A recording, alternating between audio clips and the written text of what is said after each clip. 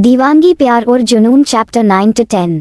अब तक वही अपने कमरे में सुधांशु के आंखें किसी भट्टी की तरह लाल थे और वो जल्दी जल्दी से अपने लैपटॉप पर उंगली चला रहा था और उसके आंखों से खून के आंसू बह रहा था। उसके चेहरे पर भी खून के छींटे थे और कपड़ों पर खून के धब्बे थे। उसने स्नेहा को एक बार भी नहीं देखा था, पर उसका दिल उसको देखने नहीं दे रहा था। उसे पता चल गया था उसका परिवार, उसका बहन स्नेहा यही है, पर उसे ये भी पता था अगर वो अभी उसे देखा तो उसे सदमा बर्दाश्त नहीं होगा। सुधांशु किसी जख्मी शेर के जैसा लग रहा था। उसने दांत किटकिटाते हुए कहा, मैं बर्बाद कर दूंगा सबको जिसने उसे रुलाया। एक एक आंसू के बंद का बदला लूंगा मैं, जिंदा रख कर भी पल पल मरेंगे सब, ये वादा है सुधांशु रॉय का।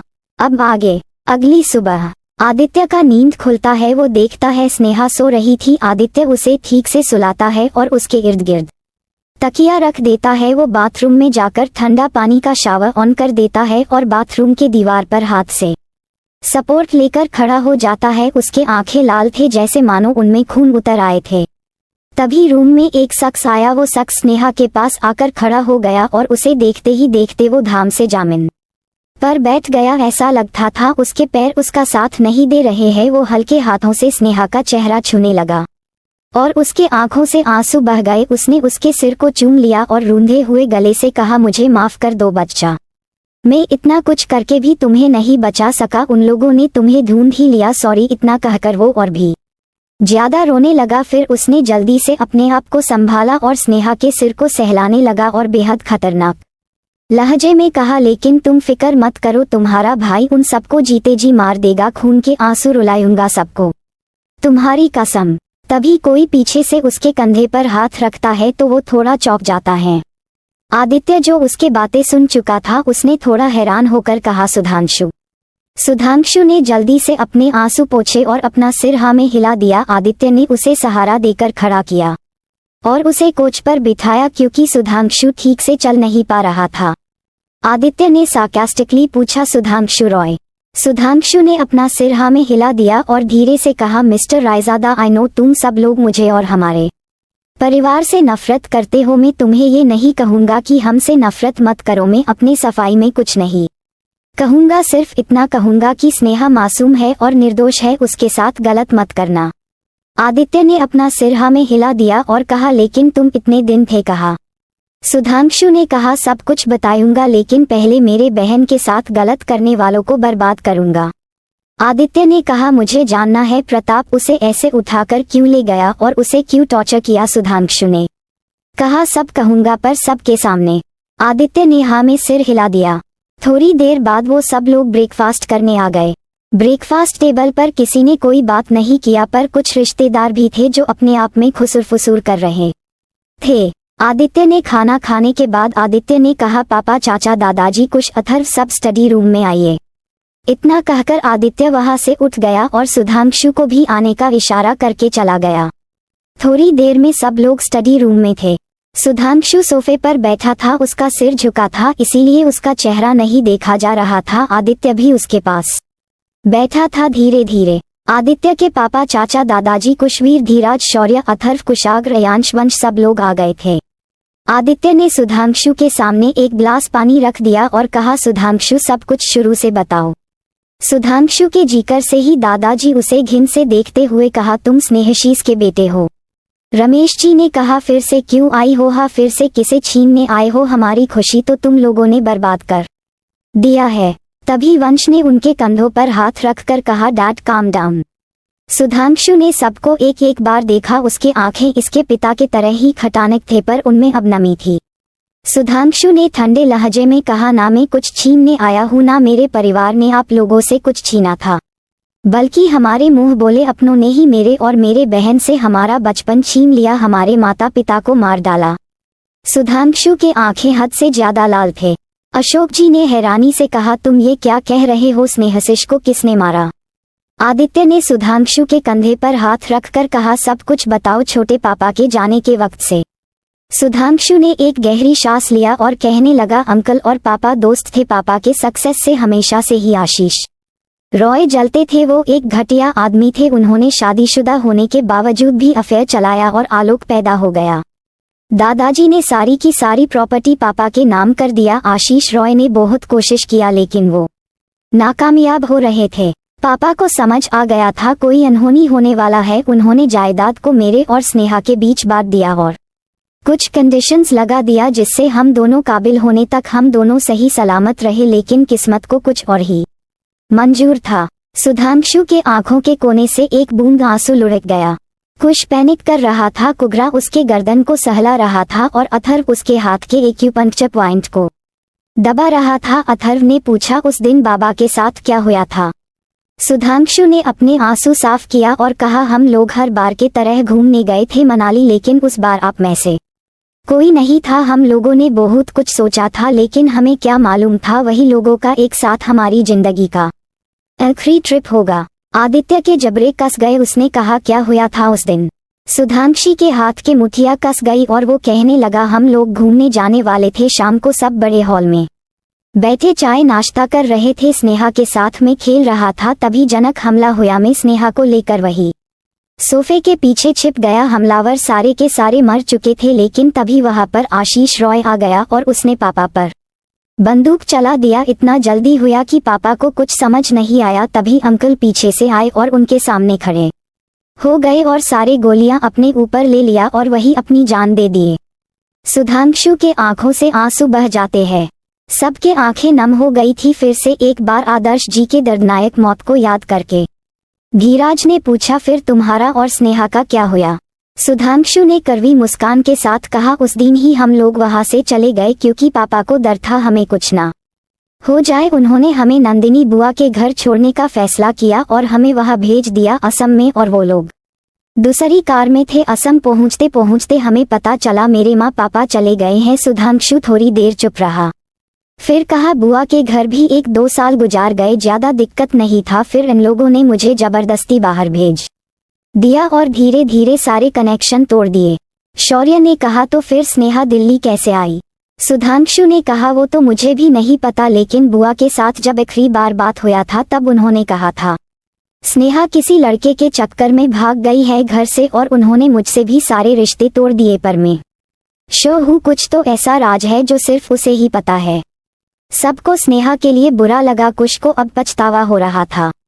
आदित्य ने अपने गुस्से को कंट्रोल करते हुए पूछा, और विक्रम को तुम लोग कैसे जानते हो?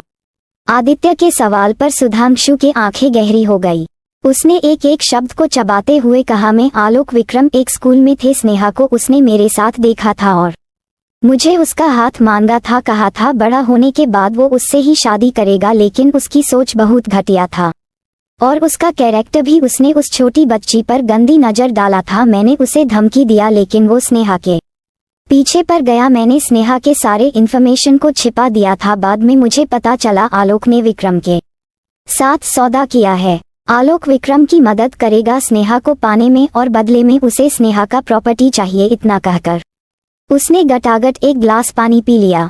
आदित्य के नसें उभर कर दिख रहे थे। उसका चेहरा काला पड़ गया था और उसके आंखें अंगारे बरसा रहे थे। वो वहां से खड़ा हुआ और कमरे से निकल गया। अगर इस वक्त उसे कोई देख लेता तो उसे उसमें यमराज दिखता। वंश ने कहा, तो फिर तुम अथर्व भाई से कैसे मिले? सुधांशु ने कहा, लंबी कहानी है, कभी और दिन बताऊंगा। दिनेश जी, अशोक जी और रमेश जी ने उसे गले लगा लिया और उसे यहाँ रहने का कहे तो उसने मना कर दिया, पर इन लोगों के बार बार कहने पर आखिरकार वो राजी हो गया। दूसरी तरफ शाम का वक्त। स्नेहा को जब होश आता है तो उसे पहले कुछ समझ नहीं आता। वो बहुत मुशक्कत करके बैठती है। उसे अपने शरीर में टूटता हुआ दर्द महसूस हो रहा था। उसने अपने आप से ही कहा, मेरे सिर में और पूरे शरीर में इतना दर्द क्यों हो रहा है?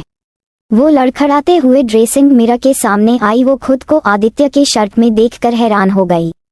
तभी उसे अपने गले के पास कुछ अजीब निशान देखा तो वो एक एक करके शर्ट के बटन खोलने लगी। जैसे जैसे वो एक बटन खोल रही थी, पिछली रात का मंजर उसके सामने रील के जैसे दौड़ रहा था। ये सब याद करते करते उसके आंखों में आंसू आ गए और उसके मुंह से एक जोर से चीख निकल गई, नहीं! और वो अपने शरीर को नाखून से खरोचने लगी और अपनी बाल नोचने लगी।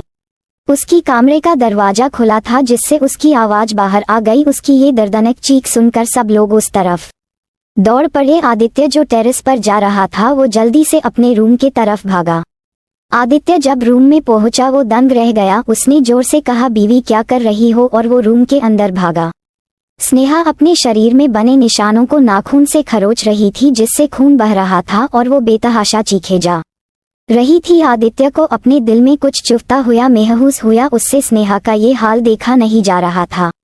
उसने जल्दी से जाकर स्नेहा को कसके अपने सीने से लगा लिया और उसका हाथ पकड़ लिया। आदित्य ने देखा उसके घाव से बहुत खून आ रहा है। उसने उसे अपने बाहों में भर लिया। आदित्य के ऐसा करने से स्नेहा ने उसके शर्ट को अपने मुट्ठी में भर लिया और अपना चेहरा उसके सीने में छिपा लिया और फुट फुट कर रोने लगी। आदित्य हल्के हाथों से उसके पीठ को सहलाने लगा और एक हाथ उसके बालों में फेरने लगा। उसने एक बार पीछे मुड़ के घर वाले को देखा जो अपनी आंखों में फिक्र लिए उन लोगों को ही देख रहे थे।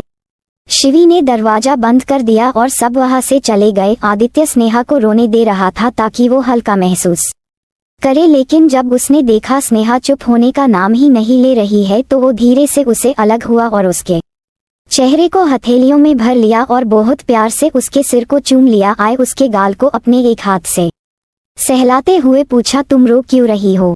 स्नेहा ने उसे कोई जवाब नहीं दिया और सिसकने लगी। आदित्य ने देखा उसके शर्ट के बटन्स खुले हुए ही तो वो एक एक करके सारे बटन्स बंद करने लगा। स्नेहा के आंखों से आंसू बह रहे थे लेकिन उसके मुंह से कोई आवाज नहीं निकल रहा था। आदित्य उसके गाल को छूने जा ही रहा था कि स्नेहा ने उसका कलाई पकड़ लिया। आदित्य उसे नासमझी में देख रहा था। उसकी पलकें झुकी थी। उसने ऐसे ही कहा, चले जाइए आदित्य। आदित्य हैरान हो गया। स्नेहा ने वैसे ही लेकिन थोड़ा ऊंचे आवाज में कहा, मैंने कहा चले जाइए आदित्य। इतना कहकर उसने आदित्य के हाथ को झटक दिया और अपने गालों पर जोर जोर से मारने लगी और कहने लगी, मैं अब आपके काबिल नहीं रही, मैं मैली हो गई हूँ, मैं आपके काबिल नहीं हूँ, मुझे बहुत घिन आ रही है खुद से। इतना कहकर वो फिर से अपने शरीर को जोर जोर से खरोचने लगी।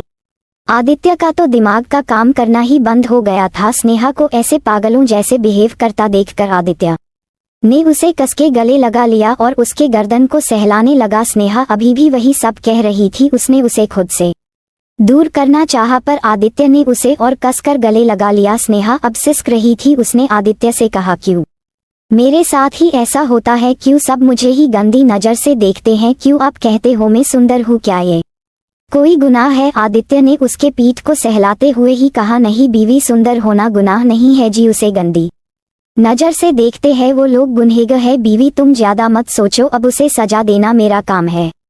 स्नेहा ने ना में अपना सिर हिला दिया और आदित्य से अलग हो गई। आदित्य की नजर उसके चेहरे पर ही टिकी हुई थी। स्नेहा ने एक बार अपने पूरे शरीर पर नजर डाली और रूंधे आवाज में कहा, आदित्य उसने मुझे छुआ यहाँ।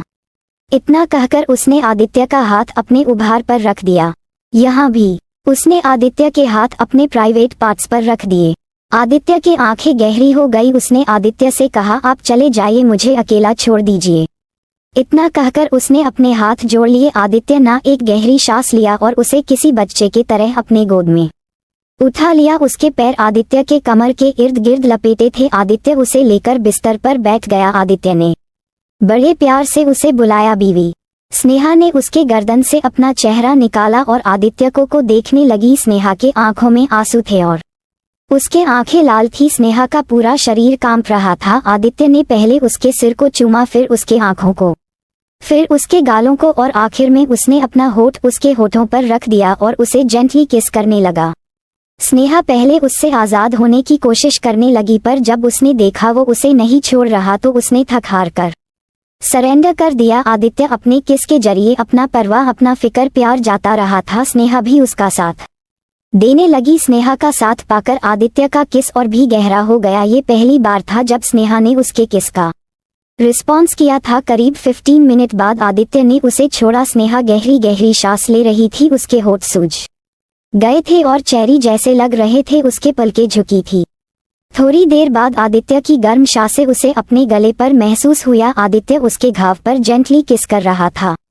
आदित्य उसके शरीर से उस घटिया आदमी की छुयन को मिटा देना चाहता था और स्नेहा को अपना प्यार जाता रहा था। आदित्य के होठ उसके घाव पर किसी दवाई की तरह काम कर रहे थे। इस एहसास से स्नेहा ने अपनी आंखें बंद कर लिया और उसके आंखों से एक बूंद आंसू का कतरा लुढ़ककर आदित्य के सिर पर गिरा। आदित्य ने अपना चेहरा ऊपर किया और एक टक स्नेहा को देखने लगा। स्नेहा की आंखें बंद थी, उसके गाल लाल थे और उसके लाल होठ हल्के हल्के हिल रहे हैं। आदित्य ने कहा, बीवी मेरे आंखों में देखो। स्नेहा ने धीरे से अपनी आंखें खोली और आदित्य के नीले आंखों में देखने लगी। आदित्य का एक हाथ बहुत प्रोटेक्टिवली उसे जकड़ कर रखा था और एक हाथ बहुत प्यार से उसके गाल को सहला रहा था। आदित्य ने कहा, बीवी तुम जैसी थी वैसी ही हो, तुम कोई मैली वैली नहीं हो, तुम पहले भी आदित्य का थी, अभी आदित्य का हो और आदित्य का ही रहोगी। अगर कोई तुम्हें आंखें उठाकर भी देखेगा ना, मैं उसे राख कर दूंगा। ये कहने के वक्त उसकी आंखें गहरी थी, लेकिन स्नेहा की हालत का ध्यान रखते हुए उसने जल्दी से अपने भाव बदल लिए। तुम्हें ये सब अब याद नहीं करना है, तुम्हें सब कुछ बुरे सपने की जैसे भूल जाना है। तुम बहुत स्ट्रांग हो, तुम मेरी ताकत हो, तुम्हें कोई कुछ नहीं कर पाएगा। एक बात याद रखना, कोई रहे या ना रहे, मैं तुम्हारे साथ हूँ मेरे आखिरी सांस तक। इतना कहकर आदित्य ने स्नेहा के सिर को चूम लिया। स्नेहा ने भी उसे कस के गले लगा लिया। थोड़ी देर बाद स्नेहा उससे अलग हो गई और कही, मुझे नहाना है। आदित्य ने कहा, तुम ऐसे नहीं नहा सकती, तुम बैठो, मैं तुम्हें स्पॉन्ज बाथ दे देता हूँ। आदित्य इतना कहकर वॉशरूम में चला गया। उसने स्नेहा की एक भी बात नहीं सुना, उसे पता था स्नेहा जिद करेगी। थोड़ी देर में वो एक बकेट पानी और टॉवल लेकर बाहर आया। उसने पहले दरवाजा लॉक किया और लाइट्स डिम कर दिया और स्नेहा के पास बैठ गया। स्नेहा ने थोड़ा ऑकवर्ड होकर कहा, आदित्य ने एक स्मर्क के साथ कहा, बीवी तुम शर्मा क्यों कर रही हो, मैंने तो पहले भी बहुत बार तुम्हें ऐसे देखा है। आदित्य के बात पर स्नेहा के गाल गुलाबी हो गए। आदित्य ने उसके एक हाथ को अपने हाथ में लिया और धीरे धीरे सहलाने लगा और कहा, बीवी ट्रस्ट मी, मेरे आंखों में देखो। आदित्य ने उसके आंखों में देखते देखते ही उसका शर्ट उतार दिया और धीरे धीरे उसे स्पॉन्ज बाथ देने लगा। अचानक स्नेहा के मुंह से दर्द भरी आह निकल गई। उसने अपनी आंखें भींच ली। आदित्य समझ गया उसे दर्द हो रहा है। आदित्य धीरे धीरे उस जगह पर किस करने लगा। आदित्य ने बहुत सावधानी से उसे बाथ दिया, फिर उसने उसे टॉवल से लपेट दिया। आदित्य वॉशरूम में सब कुछ रख के आया और स्नेहा को अपना एक वाइट शर्ट पहना दिया। आदित्य का शर्ट उसके घुटनों तक आ रहा था। वो उस बड़ी सी शर्ट में किसी बिल्ली की बच्चे जैसा लग रही थी। आदित्य ने उसके नाक को पिंच किया और कहा, मेरी छोटी सी बिल्ली। स्नेहा ने आदित्य के बात पर अपना मुंह फुला लिया, बिल्कुल किसी 5 साल के बच्चे के जैसे। स्नेहा ने कहा, मुझे वॉशरूम जाना है। आदित्य ने अपना सिर हाँ में हिला दिया और उसे अपने गोद में लेकर वॉशरूम में छोड़ आया। स्नेहा मिरर के सामने खड़ा हो गई और धीरे धीरे बटन खोलने लगी। उसके आंखों में आंसू आ गए। उसे विक्रम का हैवानियत याद आ रहा था। तभी उसे आदित्य की बातें याद आने लगी।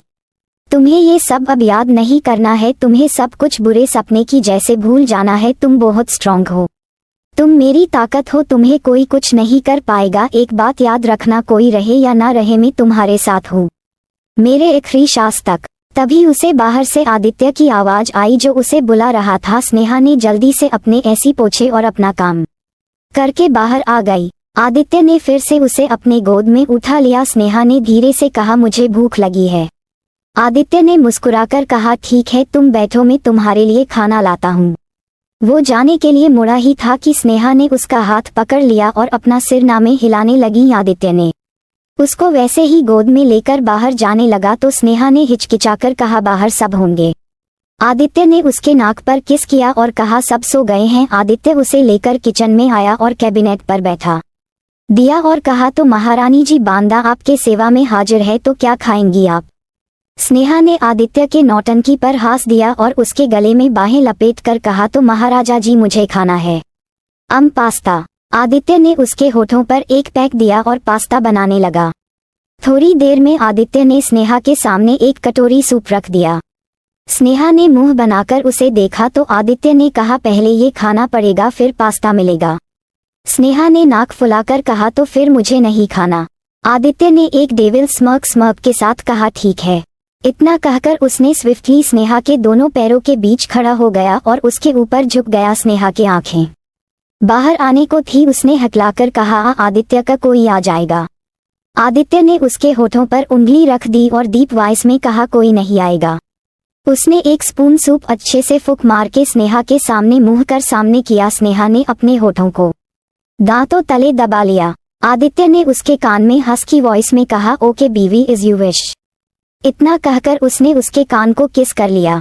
स्नेहा सिहर गई। आदित्य ने उसे देखते ही देखते अपने मुंह में एक स्पून सूप भर लिया और स्नेहा के सिर के पीछे हाथ रखकर उसके होठों पर अपने होठ रख दिया और दूसरे हाथ से उसके शार्ट को ऊपर खींचका कर उसके थाई पर हाथ फेरने लगा, जिससे उसका मुंह खुल गया। इसका फायदा उठाकर आदित्य ने उसके मुंह में अपना टांग एंटर कर दिया, जिससे सूप स्नेहा के मुंह में आ गया और आदित्य के डिप किस की वजह से उसे वो निगलना पड़ा। थोड़ी देर बाद आदित्य उससे दूर हुआ और अपने होठों को लिक करने लगा। स्नेहा उसे अपने होठों का पाउट बनाकर देख रही थी। उसे ऐसे देखकर आदित्य को अपना कंट्रोल लूज होता हुआ महसूस हुआ।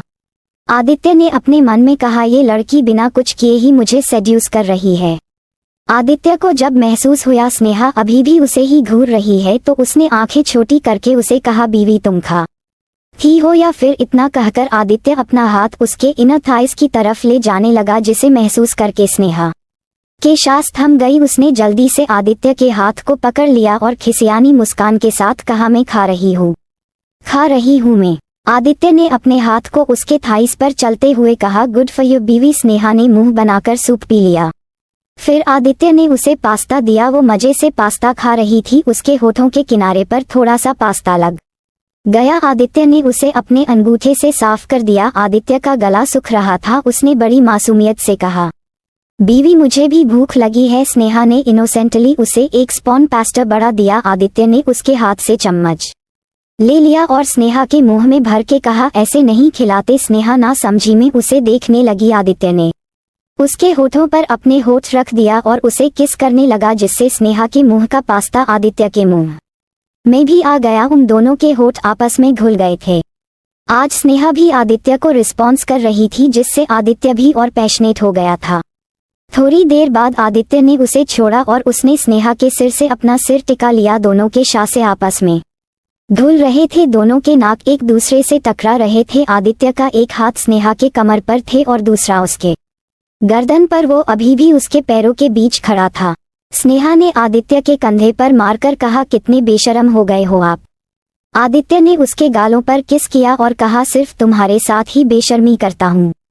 इतना कहकर वो उसके होठों के तरफ बढ़ने लगा, तो स्नेहा पीछे हो गई। आदित्य ने उसके गालों पर अपना नाक फेरते हुए कहा, तुम्हें क्या लगा मैं तुम्हें किस करने जा रहा था। स्नेहा ने अपना सिर हाँ में हिला दिया, तो आदित्य ने उसके होठों पर पैक देकर कहा, तुमने सही सोचा, मैं तुम्हें किस ही करने जा रहा था। वो उसके होठों के करीब बढ़ने लगा कि तभी दोनों को किसके खांसने की आवाज आती है। दोनों देखते हैं वहां अर्शी और धीराज थे। स्नेहा ने शर्म से अपना चेहरा आदित्य के सीने में छिपा लिया।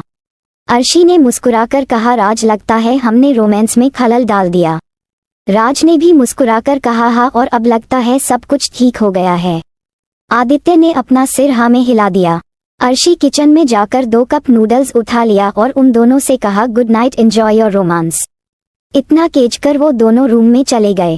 आदित्य ने स्नेहा का चेहरा देखा, जो कश्मीरी सेब की तरह लाल था। आदित्य ने उसे और परेशान नहीं किया और उसे खाना खिलाया। फिर उसे गोद में उठाकर कमरे में ले गया। उसने उसके जख्मों पर मरहम लगाया और उसके पास लेट गया। आदित्य को महसूस हुए स्नेहा धीरे धीरे नींद में ही उसके ऊपर आ गई है। उसके पैर आदित्य के कमर के इर्द गिर्द लपेटे थे और उसके हाथ उसके गले पर लेपेटे थे और उसका सिर उसके सीने पर था। आदित्य ने थोड़ा उठकर उसके सिर को चूम लिया और उसने एक हाथ उसके कमर पर रखा और दूसरे हाथ से उसके सिर को सहलाने लगा। स्नेहा ने अपनी पकड़ मजबूत कर दिया और बुदबुदाया, गुड नाइट आडू। आदित्य के होठों पर प्यारी मुस्कान आ गया। उसने भी कहा, गुड नाइट जाना। स्नेहा के होठों पर एक मुस्कान आ गई जो आदित्य को नहीं दिखा। ऐसे ही दोनों सो गए। वही कोई था जिसके आंखों से नींद ओझल था। Radhe Radhe. Follow for next part. Bye bye.